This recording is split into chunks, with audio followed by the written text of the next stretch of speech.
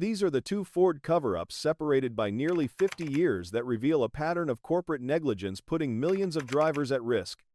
The first scandal involved a car that became known as the barbecue that seats four, while the second involves a record-breaking crisis that's still unfolding today. In 1971, Ford Motor Company rushed the Pinto to market in just 25 months, nearly half the normal production time for a new vehicle. What executives didn't tell the public was that their own engineers had crash-tested the car more than 40 times, and in every single test performed at speeds over 25 miles per hour, the fuel tank ruptured.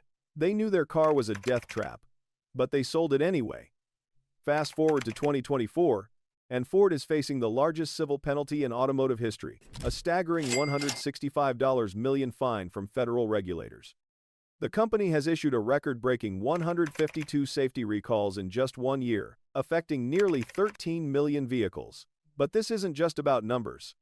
This is about a corporate culture that repeatedly chooses profits over people, and the devastating human cost of those decisions. The Pinto story begins with Lee Iacocca, Ford's ambitious vice president who had a simple mandate for the new subcompact car. It couldn't weigh an ounce over 2,000 pounds or cost a cent over $2,000. As engineers later testified, Iacocca was fond of saying, "Safety doesn't sell." That philosophy would prove deadly. During the accelerated development process, Ford engineers discovered serious risks with the Pinto's fuel tank placement. They identified several solutions, lining the fuel tank with a nylon bladder for $5 to $8 per vehicle, adding structural protection to the rear for $4.20, or installing a simple plastic baffle for just $2.35. In one test, they found that a 1-pound, $1 piece of plastic could prevent the gas tank from being punctured. But Ford executives rejected every single safety modification. Instead, they conducted what became known as the infamous Pinto memo, a cold-blooded cost-benefit analysis that treated human lives as a business expense. Ford calculated that fixing the fuel tank problem would cost $137 million across their entire fleet. They estimated that without the fix, there would be 2,100 burned vehicles, 180 serious burn injuries, and 180 deaths. Using their internal formula, they valued each death at $200,000 and each major burn injury at $67,000, for a total cost of just $49.05 million. Since $49.05 million was less than $137 million, Ford decided it was cheaper to let people die than to install the safety features. The human consequences were horrific.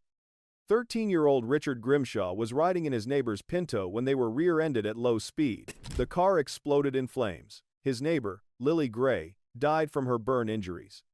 Richard survived, but suffered burns over 90% of his body, including his face.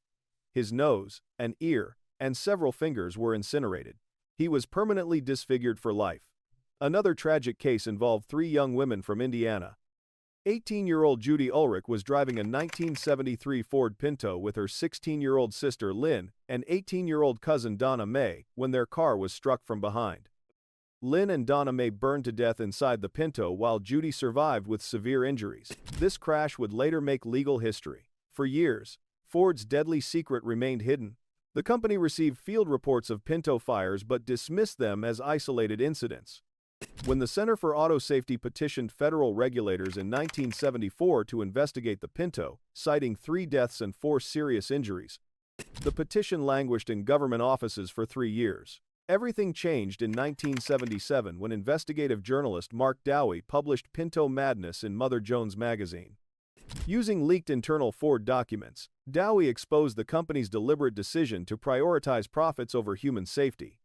He revealed that Ford owned a patent on a safer gas tank design, but chose not to use it due to cost and styling considerations. The article sparked a federal investigation that confirmed Ford's worst fears. After nearly a year of investigation and crash testing, the National Highway Traffic Safety Administration declared the Pinto's fuel system defective. Facing mounting pressure, Ford finally recalled 1.5 million Pintos and 30,000 Mercury Bobcats on June 9, 1978, 7 years after the car first hit the market. But the story was far from over. The Ulrich family tragedy led to unprecedented legal action. In September 1978, an Indiana grand jury indicted Ford Motor Company on 3 counts of reckless homicide, the first time in U.S. history that a corporation faced criminal murder charges. Prosecutor Michael Cosentino argued that Ford executives deliberately chose profit over human life, stating bluntly, "Ford sacrificed human life for profit." Ford hired James Neal, a former Watergate prosecutor, to defend the company. During the historic trial, Harley Kopp, the former head of Ford's crash testing program, testified that Ford executives, including Iacocca, were aware of the Pinto crash test results but advanced the car's manufacture regardless. Despite damaging testimony, Ford was acquitted on March 13, 1980, after the jury deliberated for 20 hours. While Ford escaped criminal conviction, the civil courts were less forgiving. In the Richard Grimshaw case, a California jury awarded a stunning $125 million in punitive damages, equivalent to Ford's entire profit on the Pinto since its introduction. Though the award was later reduced to $3.05 million, it sent a clear message about corporate accountability. Estimates vary on the Pinto's final death toll. Mother Jones attributed between 500 and 900 burn deaths to Pinto crashes, while federal investigators documented 27 confirmed fatalities. Even using the lower number, these were deaths that could have been prevented with safety modifications costing less than the price of a pizza. You might think Ford learned its lesson from this catastrophic scandal. You'd be wrong. Fast forward to the 2020s, and Ford is once again embroiled in a massive recall crisis that dwarfs even the Pinto scandal in scope. In November 2024, federal regulators hit Ford with a $165 million penalty, the second largest in automotive safety history, for failing to recall vehicles with defective rear-view cameras in a timely manner and providing incomplete information to investigators. The camera recall saga began in 2020 when Ford recalled over 620,000 vehicles for rear-view camera failures. But federal investigators discovered that Ford had known about the defect much earlier and delayed action. Sophie Schulman, NHTSA's deputy administrator, when manufacturers fail to prioritize the safety of the American public and meet their obligations under federal law, NHTSA will hold them accountable. But the camera recall was just the beginning. In 2025, Ford issued a staggering 152 safety recalls, the most by any automaker in a single year, nearly doubling the previous record of 77 set by General Motors in 2014. These recalls affected 12.9 million vehicles, more than the populations of Greece or Belgium. The financial impact has been devastating. Ford spent $4.08 billion on warranty repairs in 2023 alone, a 15% increase from the previous year. In just one quarter, the company spent $2.03 billion on recalls and warranty costs, more than General Motors spent on its entire Bolt electric vehicle recall. Current CEO Jim Farley has repeatedly described these costs as self-inflicted wounds that regularly exceed $4 billion annually. Some of these recalls involve serious safety defects that echo the Pinto's problems. In June 2024, Ford recalled 668,450 pickup trucks, America's best-selling vehicle, due to a transmission defect that causes sudden, unexpected downshifting into first gear. Federal investigators expanded their probe after receiving reports of crashes and near misses caused by this dangerous malfunction. Another recall involved nearly 1.1 million vehicles with rear-view cameras that failed to display images due to software problems, dramatically increasing crash risk. Ford has also recalled hundreds of thousands of vehicles for fuel system defects, brake failures, and fires, problems that put drivers and passengers at immediate risk. The pattern extends beyond individual recalls to a corporate culture that reproduces the same mistakes. According to legal analysis firm DeMaio Law Offices, Ford was the top automotive brand involved in class action lawsuits between 2020 and 2025. Multiple lawsuits allege that Ford continues to install defective transmissions in vehicles while lying to consumers about the causes of problems they experience. A study examining 30 years of recall data from 1985 to 2016 found that Ford was the least proactive automaker in issuing recalls, suggesting the company's problems run deeper than individual defects. Wallace Miller, representing customers in transmission lawsuits, argues that Ford has received dozens of safety complaints since 2017 but has refused to replace or repair the defective transmissions, publicly claiming the shifting issues are normal. Ford executives claim the surge in recalls reflects a new commitment to safety. Chief Operating Officer Kumar Galhotra says the company has doubled its safety team and is now testing critical systems to failure. Improving quality is the single biggest driver to close our cost gap, Galhotra stated. Better quality lowers warranty expense and reduces recalls. But critics argue this is too little, too late. Under the federal consent order, Ford must implement sweeping reforms including new safety analytics infrastructure, enhanced testing laboratories, and component tracking systems. The company must also review all recalls from the past 3 years to ensure they were properly scoped and file new recalls if necessary. The 2026 data shows Ford's problems are far from over. In just the first few months of the year, the company has already issued 18 recalls affecting over 7.3 million vehicles. At this pace, 2026 could see even more recalled vehicles than 2025's record-breaking numbers. What makes Ford's pattern particularly disturbing is the deliberate nature of many decisions. Just as Ford executives knew about the Pinto's deadly fuel tank but chose profits over safety, modern evidence shows the company continues to prioritize financial considerations over consumer protection. Internal documents in recent lawsuits show Ford was aware of transmission problems years before taking action, and the company has fought recalls even when facing mounting safety complaints. The human cost remains real and immediate. While the Pinto's victims suffered catastrophic burns and dramatic fires, today's Ford customers face different but equally serious risks: sudden transmission failures on highways, brake malfunctions in traffic, rear-view camera failures while backing up. These aren't abstract statistics, they're parents trying to get their children to school safely, workers commuting to jobs, families heading out on vacation. The contrast between Ford's public statements and internal actions reveals a troubling disconnect.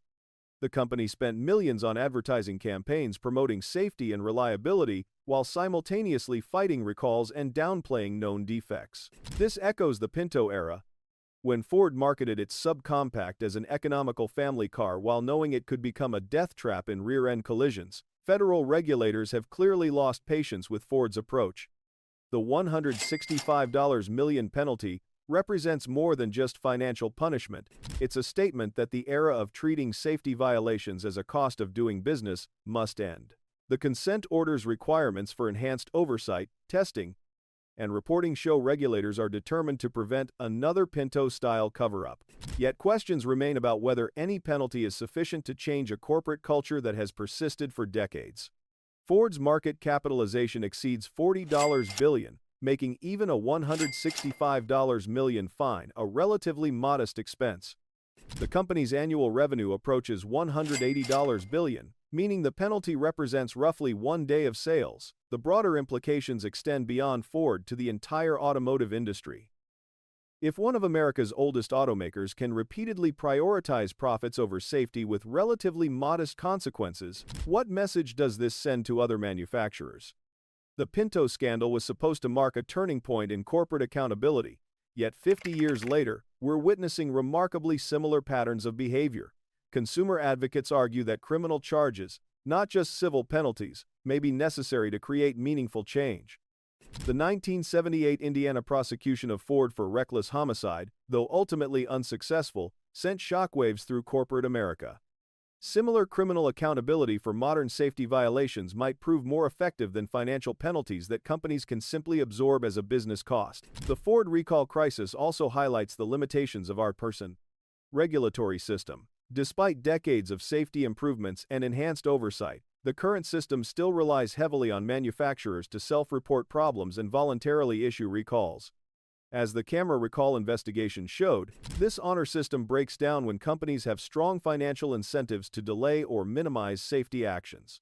Looking ahead, Ford faces a crossroads remarkably similar to the one it confronted during the Pinto crisis.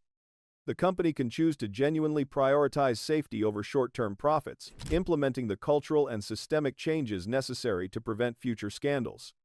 Or it can continue treating safety violations as manageable business expenses, risking even greater regulatory action and public backlash. The stakes couldn't be higher. Ford sells millions of vehicles annually to customers who trust their lives and their families' lives to the company's engineering and integrity. Every recalled vehicle represents not just a business transaction, but a fundamental breach of that trust. From the Pinto's deadly fuel tanks to today's transmission failures and camera malfunctions, Ford's history reveals the devastating consequences when corporate profits take precedence over human safety. The company's own engineers developed solutions to the Pinto's problems for less than the cost of a car radio, but executives chose to gamble with lives instead. Today's recall crisis shows that same gambling mentality persists. Despite billions in penalties and decades of supposed reform, the ultimate question isn't whether Ford can afford to continue its pattern of delayed recalls and safety shortcuts. With annual revenues approaching $180 billion, the company clearly has the resources to prioritize safety. What matters is whether Ford will choose to do so, or whether it will continue treating human safety as just another line item in a cost-benefit analysis. For millions of Ford customers on American roads today, that choice isn't academic, it's literally a matter of life and death. And based on Ford's history, from the Pinto's flames to today's transmission failures, there's every reason to believe this story is far from over.